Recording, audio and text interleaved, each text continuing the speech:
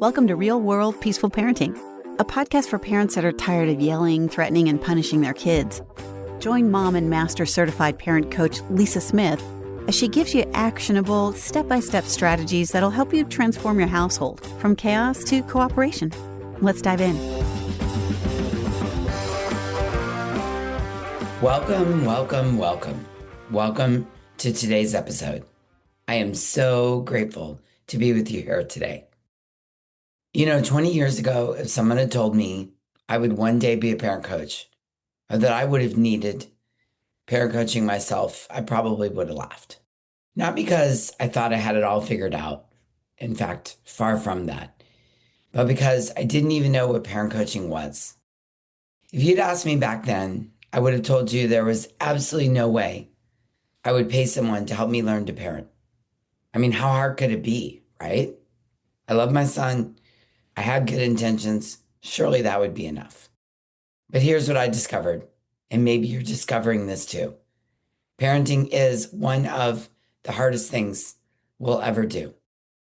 And sometimes love and good intentions aren't enough. When you're standing in the kitchen at 7 p.m., your kid is having their third meltdown of the day, and you feel like you're just about to lose it, right? When I finally asked for help, it was the single best thing I ever did for myself, for Malcolm, and for our family. And today, I want to share with you why. Here's something fascinating that research is telling us. Parenting is literally a period of brain development. Not just for our children, which I know I talk about all the time, but for us too. Parenting influences children's brain development and also shapes how we as the parents think about our own life experiences. But what's equally amazing is that our brains are rewiring and developing new neural pathways as we navigate this parenting journey. So I realized that in this incredible season of growth, we have a unique opportunity to expand and become better humans as we're parenting our kids. But here's the thing. It can also be a time where we feel completely overwhelmed, unable to grasp the new ideas around the kind of parenting we actually want to achieve. And here's where support becomes essential. Coaching is an invitation to do things differently. So with that in mind, today I want to talk to you about 10 signs that you, yes you, might be ready for parent coaching support. And I invite you to listen with curiosity, not judgment. This isn't about failing, it's about growing. Let me tell you a story that happened quite a few years ago. Malcolm came home from school one day, and I could see it immediately. You know the look. When your kid walks through the door, and you can just tell they're carrying something heavy. He was upset about something at school, and I could feel old patterns in me wanting to kick in. Part of me wanted to immediately jump into fix-it mode. What happened? Who do I need to call? How do I solve this? But instead, I did something I learned through my own coaching journey years ago. I got curious instead of furious. I took a minute to regulate myself. I told him I needed to get something out of the car, and the walk gave me some time to gather myself and think. When I came back, instead of bombarding him with questions, I simply looked at him and said, "This looks hard. I'm here when you're ready." And you know what happened? After a bit, he came to me. We talked. We problem solved together. Then we had a conversation about values and respect. Not because I lectured him, but because the moment was right. That interaction, it happened years ago, but I've carried the lesson with me the entire time. That my initial reaction isn't always my best one. I've learned that there are tools and strategies that can help me show up and be the calm, responsive parent that I want to be instead of the reactive parent. But here's the real thing I want you to hear from this story. I didn't figure this out on my own. I had support. I had coaching. I had a community of other parents who were also trying to do things differently. Remember, coaching is an invitation to do things differently. So let's talk about the signs that you might be ready to accept this invitation. And as I go through these, I want you to notice which one makes you think, oh my gosh, that's me. Sign one, you're easily agitated and have a hard time responding with calm and self regulation. Does this sound familiar? Your kids are bickering. Someone spills juice on the floor. Homework time becomes a battle. And suddenly you're done. You're yelling before you even realize what's happening. This was me for years. And here's what I've learned. Yelling isn't a parenting strategy. It's a nervous system response. And when we can't regulate ourselves, we can't help our kids regulate either. So the loop just keeps circling round and round and round. Sign two, you know what kind of parent you want to be. You understand the ideas that make sense to you, but you can't seem to use those ideas in everyday situations with your kids. Okay, this one hits deep, doesn't it? I mean, come on, you've read the books. You've followed the Instagram accounts. You know the connection should come before correction. You know the kids need empathy when they're struggling. But then your 4-year-old has a meltdown in Target or hits her brother. And instead of getting curious about what's happening, you find yourself saying, stop it right now, and we're leaving. There's nothing wrong with you. You need practice translating the theory into real world moments, and you need support. I get it. Sign number 3, you have a hard time setting boundaries and often resort to threats and bribes instead. Sounds like if you don't clean your room, no iPad for a week.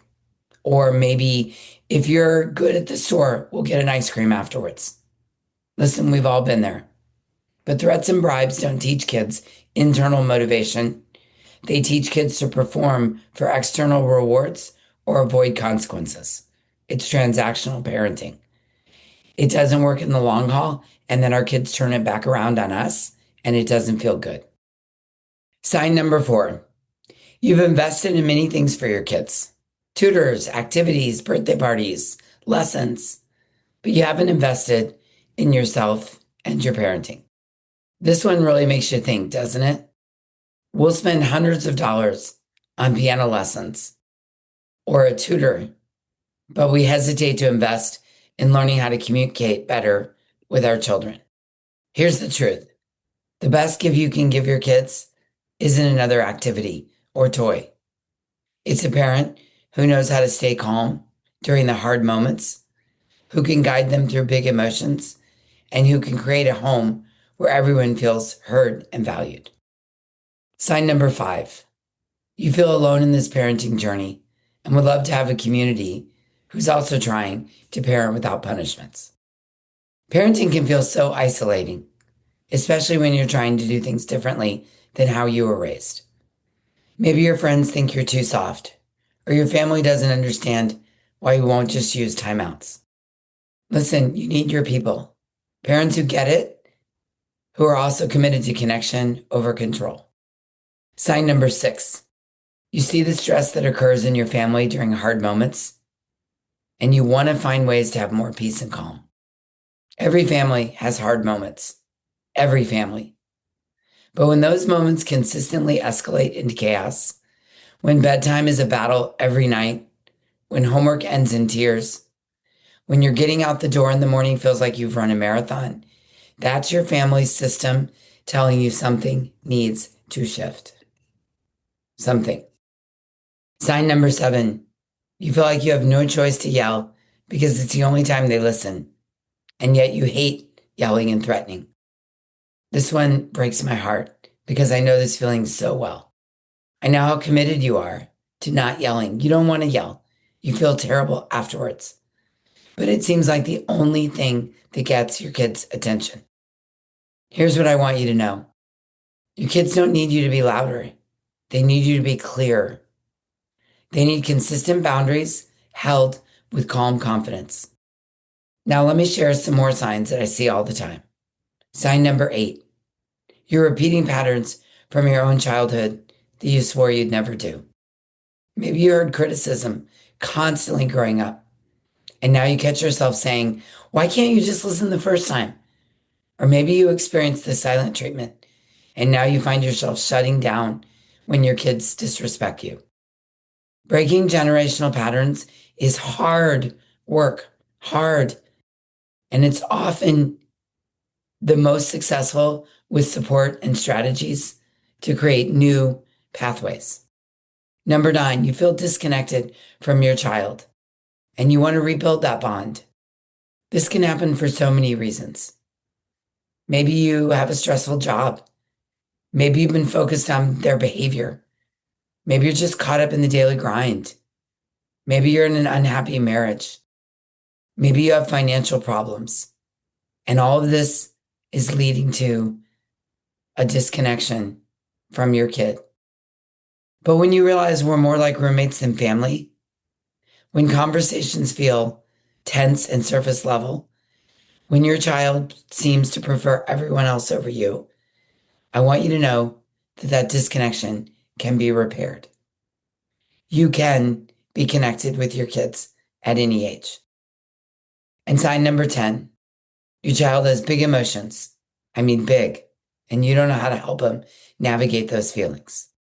When your kid melts down over seemingly small things, the wrong colored cup, socks that feel weird, plans changing, being out of peanut butter, and you find yourself either trying to talk them out of their feelings or getting frustrated by their intensity. Our kids need us to be their emotional guides. That's the truth. But most of us were never taught how to handle big emotions, ours or theirs. So take a moment right now and ask yourself which of these signs resonated with you. Which one, two, or maybe all made you think, yeah, that's exactly what's happening in my house. There's no shame in recognizing yourself in these signs. In fact, it takes incredible courage and self-awareness to admit when you need support. So here's your homework this week. First, go back through those 10 signs we talked about. Write down the top 3 that resonated most with you. Don't judge them, just notice them. Then ask yourself this question. If I could wave a magic wand and change one thing about our family dynamics, what would it be? Your answer will tell you to focus first. Then consider this. What would it feel like to have support? To not figure this out alone? To have tools that actually work and inside a community that gets it? As I said earlier, coaching is an invitation to do things differently. It really is. And if you're ready to accept the invitation, if any of those signs spoke to you today, if you're tired of the yelling, guilt, repeat cycle, if you want to create a peaceful, connected home you've always dreamed of, I invite you to join us inside the Hive. In the Hive, I teach parents how to break these cycles and create a peaceful home. A peaceful home they've always wanted, using personalized strategies created just for you. You'll get live coaching, practical tools, and a community of parents who are on the same journey. And here's the beautiful thing. It's just $37 a month. That's about the cost of a family dinner out. For less than what most families spend on a meal out, you can get the support and tools that will transform your entire family dynamic. So if this speaks to you, I want you to go to thehivecoaching.com to learn more and join us. You do not have to figure this out alone. Now, I know what some of you might be thinking. As a parent coach, I've heard these objections so many times. One might be, I can't afford coaching. I get it. Money is tight for so many families. Here's what I want you to consider. What is the cost of not getting support? What is the cost of continuing to yell and feeling guilty? That has a cost too. That guilt. What is the cost of your child growing up feeling criticized or misunderstood? What is the cost of a family that's constantly stressed?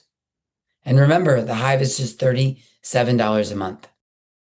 Sometimes the most expensive thing we can do is nothing. Now, maybe you're thinking, I like the sound of the Hive, but girl, I don't have time for coaching. And here's my response. Friend, you don't have time not to get support.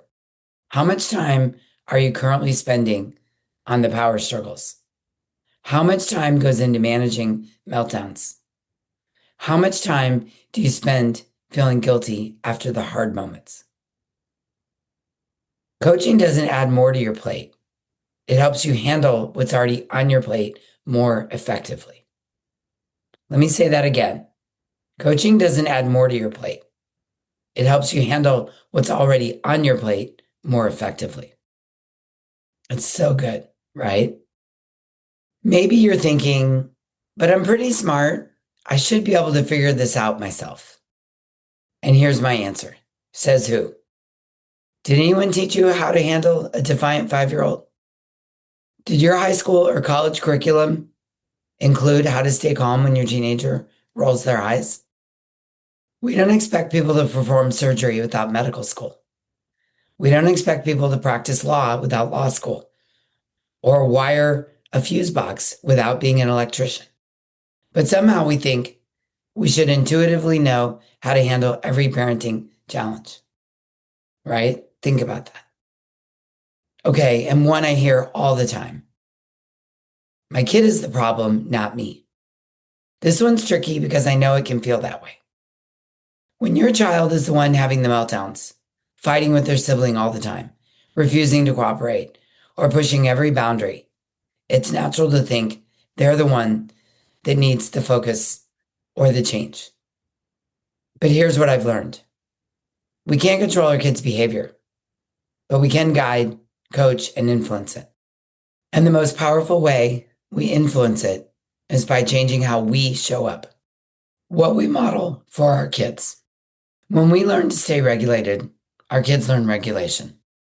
When we learn to set boundaries with calm confidence, our kids feel safer.